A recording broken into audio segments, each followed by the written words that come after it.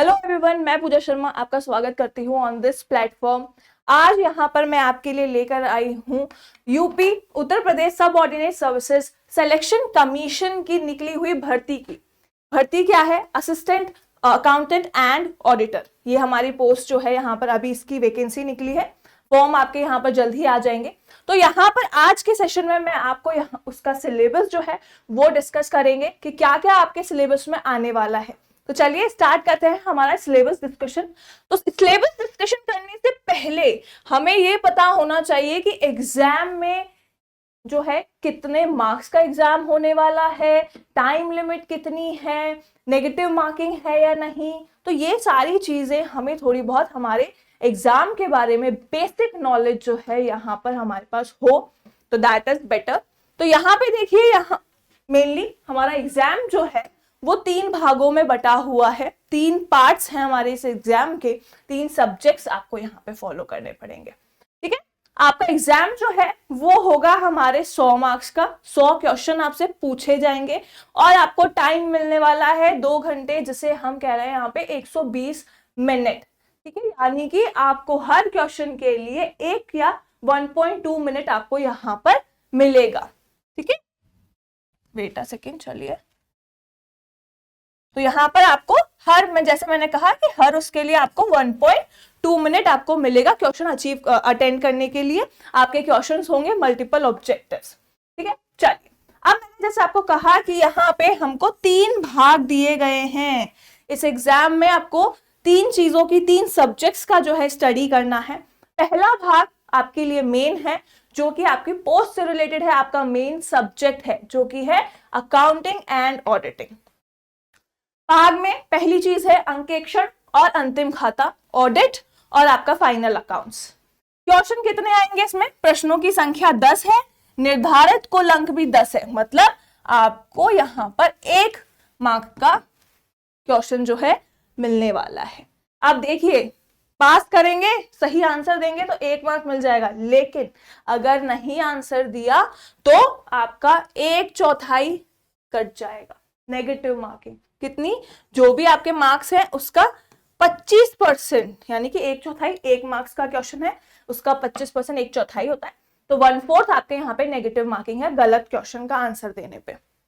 Then यहाँ पे लेखांकन के आधारभूत सिद्धांत आपके यहाँ पे मेनली होंगे। अकाउंटिंग के प्रिंसिपल्स जिसे कह सकते हो, प्रारंभिक लेखा पुस्तकों की तैयारी और ह्रास। यहाँ पर डेप्रिसिएशन की बात की जा रही है।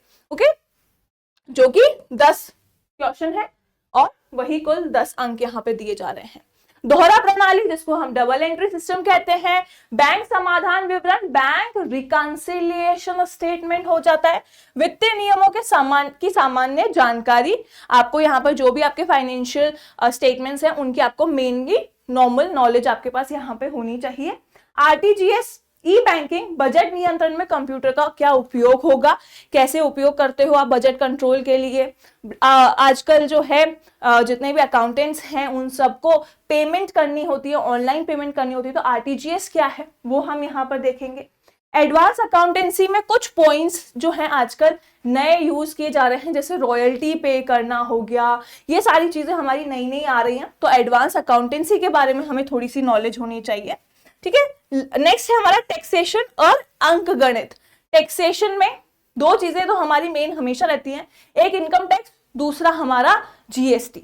और अंक गणित मतलब हमारा अरिथमेटिक्स हो जाता है। ठीक है, तो टोटल देखिए यहाँ पे आपको 10 क्वेश्चन इधर, 10 15 10 10 10।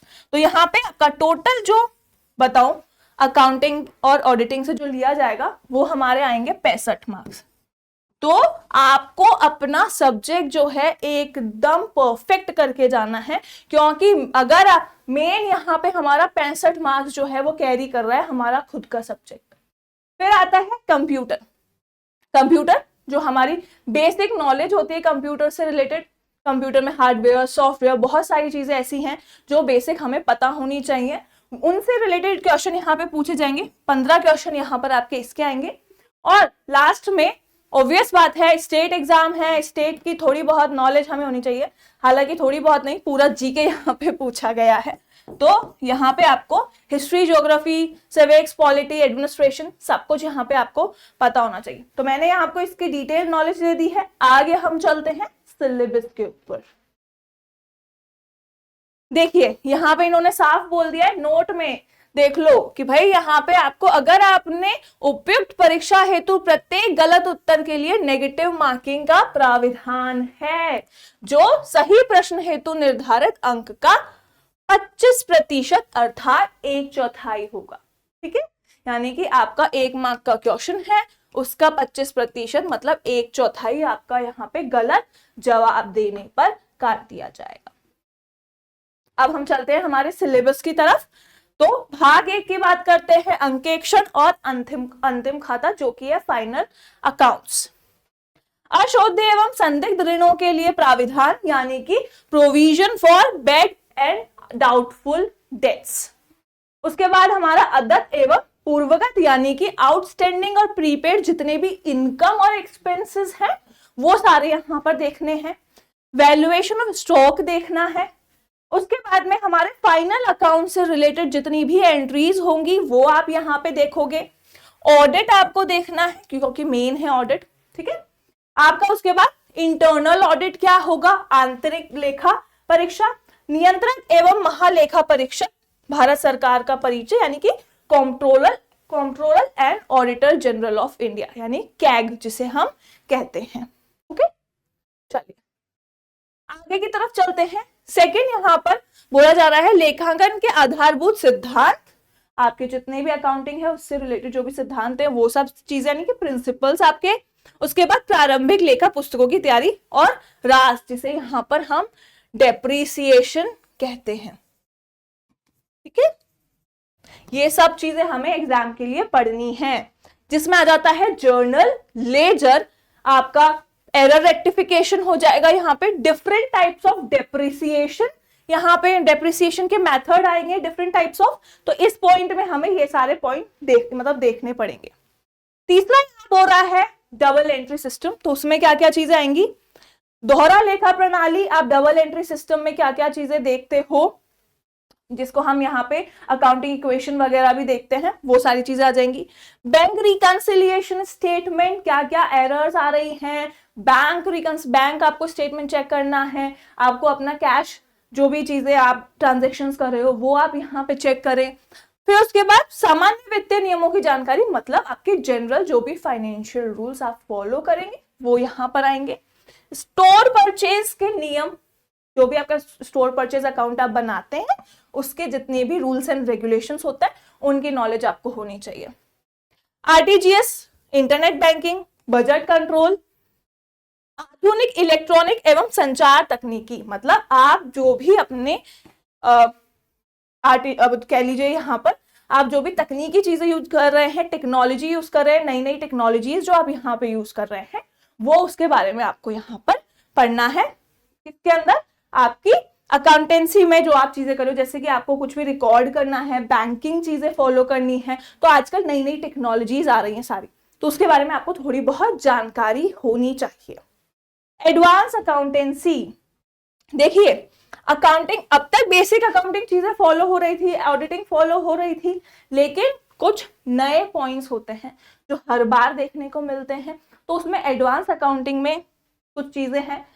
पहला है हायर परचेज, जिसे हम यहाँ कहते हैं किराया क्रय, एवं किस्त भुगतान पद्धति, इंस्टॉलमेंट पेमेंट मेथड। आजकल देखिए बहुत सारी चीजें हैं कि हम हायर परचेज कर रहे हैं, है ना, बिल्डिंग्स को हायर परचेज कर रहे हैं, या कह लीजिए इंस्टॉलमेंट पे चीजें खरीदना परचेज करते हैं। तो ये सारी चीजें भी अब हमारे अकाउंटिंग में आने स्टार्ट हो गई हैं, इसलिए इसको एडवांस अकाउंटिंग बोला जाता है।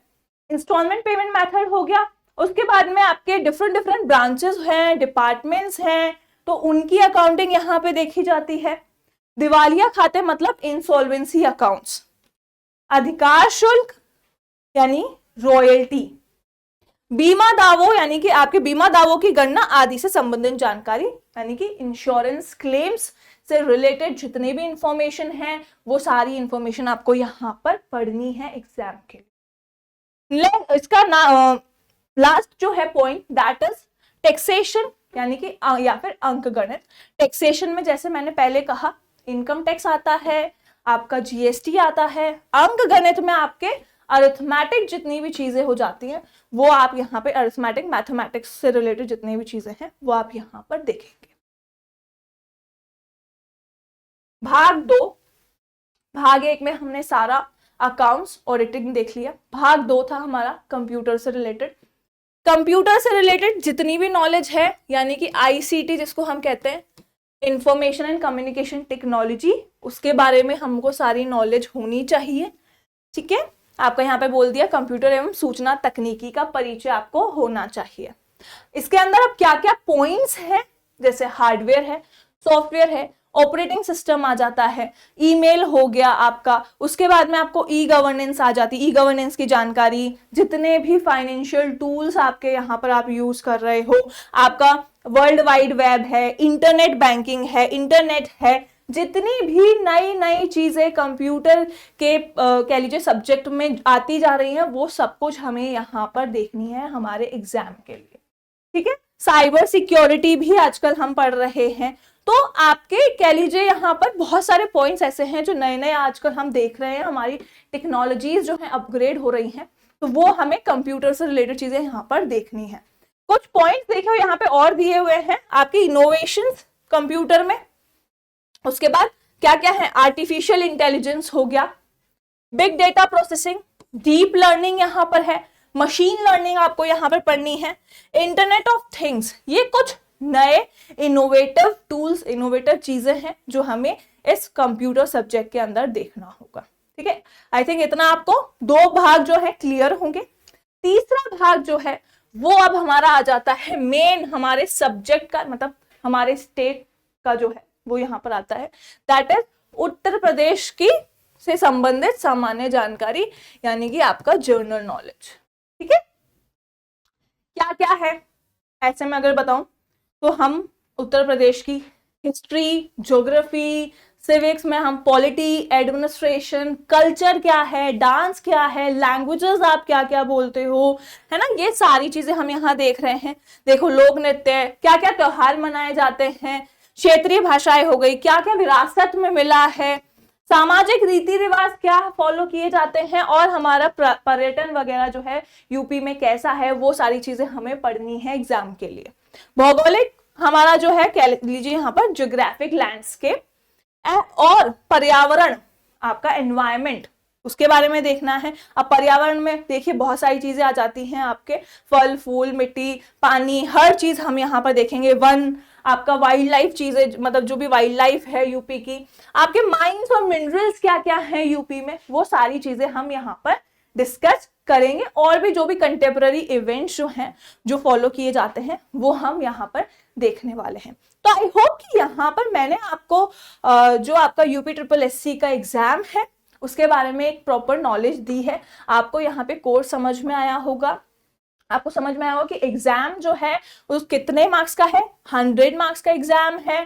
पर क्वेश्चन जो है आपका कह लीजिए कि ईच क्वेश्चन जो है आपका 1 मार्क्स का है, 1 मार्क का है। अगर आप गलती करते हैं तो देखिए यहाँ पे आपको 25% जो है मार्क्स कट हो जाएंगे। ठीक है ना, तो आपको ये चीज याद रखनी है। ओके, तो आई होप कि यहाँ पे आप सारी चीजों से जो है अवेयर हैं और आपको ये सेशन जो है पसंद आया होगा। अगर आपको सेशन पसंद आया है तो प्लीज हमारे चैनल को जाके सब्सक्राइब कीजिए, लाइक कीजिए और ऐसे ही हमें फॉलो करते रहिए। Thank you so much.